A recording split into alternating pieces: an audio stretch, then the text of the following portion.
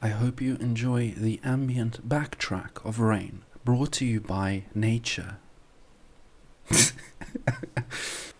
Hello everyone, and thank you for tuning into another episode of TheBurnZA.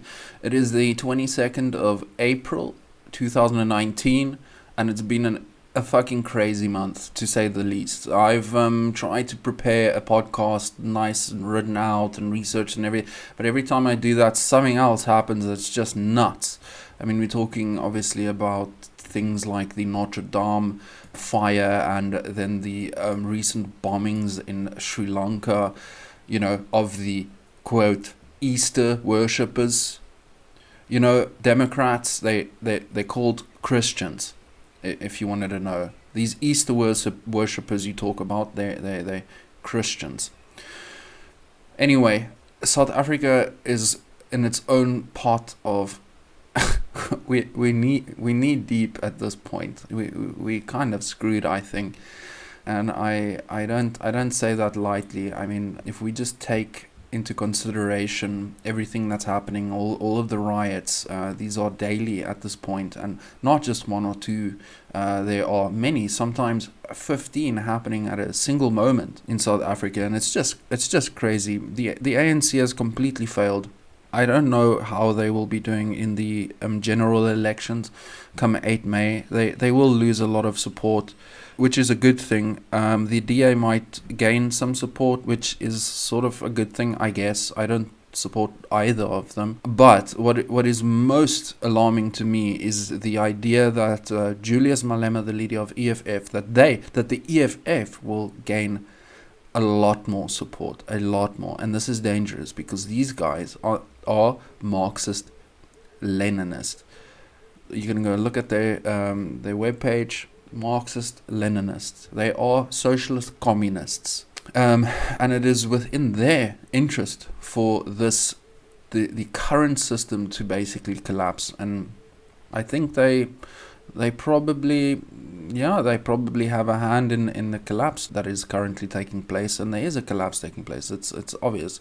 I don't know if you guys saw the article that basically it went around. It was on a few news sites, so yeah, you've probably seen it. It's basically stating that South Africa is the fastest declining country in the world. Sorry, that is not in a state of war, that is not at war, which is insane. And this is in the fucking world, right? But it does feel like we are at a state of war, especially if you look at just the murder rates and the killings and the farm murders, the brutal fucking farm murders that happen on a daily basis. The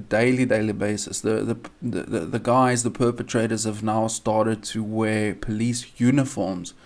Imagine that you're on a farm and you think that police officers are knocking at your door, and when you open it, they are actually people that want to literally torture you and inflict a maximum amount of pain on you that they possibly can. And this stuff is, I try not to ponder on it for too long because it's absolutely depressing. So this Julius Malema is a Marxist Leninist, but he is also a sophist. Sophistry is the use of clever but false arguments, especially with the intention of deceiving. Now, I am convinced that this Julius Malema, knows where the road we are heading down. He can't be that stupid. We know where this ends. We've seen it time and time again, and there is absolutely zero exception throughout history, ever. So this man knows. He has a lust for power. That is what he wants. He will be happy to be Maduro, like in Venezuela, sitting and eating the best cuts of meat fillet, while the rest of the population scavenges through dustbins and have to stand in bread lines with stamps on their arms like animals. This man will have this happen to the people. Without flinching, I am absolutely convinced, because history, the numbers have been counted and the results are in, and we know where this goes and we know where it heads. One thing that just puts me off from South African politics as a whole is all of these fucking lies going around, especially about the land and what happened in history with the British and the Boers and all of this, and they just put it under this entire umbrella of colonialism, imperialism, white supremacism, blah blah blah blah blah blah. It is just watered down to just this terrible fucking conclusion, which is untrue. It is lies. It is fake news. Malema will easily spout things like white people came here and they murdered, raped, and pillaged. You know, that is that's bullshit.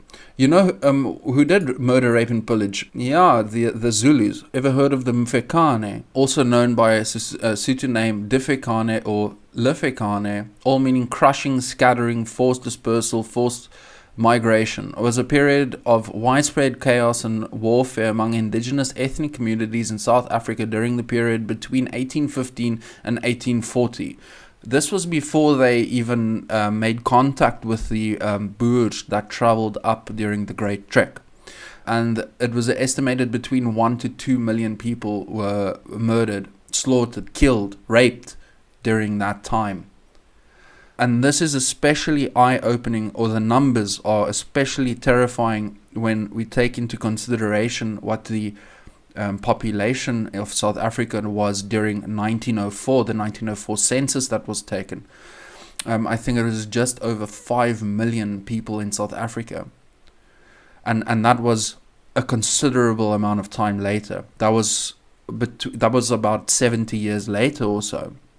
So we're talking between 1 and 2 million people killed by the Zulus. I mean, this is, well, because of the Zulus and because of their expansion and whatever. I'm sure a lot of Zulus died as well.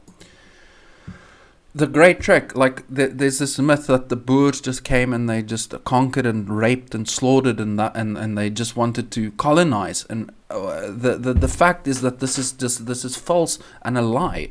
The British Empire was interested in colonization. The Great Trek happened because the Boers wanted to get away from the fucking English. That is why they left. That's why the trek happened. It wasn't this army that went forth and destroyed everything. We're talking about carts with women and children and families who tried to escape the British rule. And then obviously they didn't know what was happening, or maybe some of them knew because they were scouts and so on. But the point is that they never went in order to lay waste to innocent African people. I mean, they, for the most part, were way more interested in diplomacy. There's that story as well with Piet and Dingaan, the king of the Zulus at the time, where they had come to an agreement that if Retief's band would recover some 200 cows from a rival tribe, then they could get a piece of land. And what happened was they did retrieve these cows. I don't know how. Obviously, probably fought them for it. But the point is that these cows were brought back to Dingaan, and Retief and his men and his people were slaughtered. So he was backstabbed. They were all backstabbed. So you can imagine that there was a sense of retaliation and so on. Anyway, I don't want this to turn into a history lesson, but it's just all of these fucking lies. It just gets to me. It really, really gets to me. Anyway, I feel very discouraged recently or over the past few weeks, because I always used to think that, reason and rationality and evidence could change people's minds, but it's not the case. It doesn't seem to be the case. These are values and philosophical values like ethics and morals that need to be instilled in people at a very young age. And given our failed fucking terrible education system, the youth that were supposed to be tomorrow's leaders and the bright future of tomorrow seem to be incapable of actually using reason to the point of making positive change. It seems to be destruction and we totally fucked. I've seen these videos of people rioting, and they call it protests, but it's pretty much rioting, and they destroy stuff and burn tires in the middle of the road. And I always see young children there, young kids.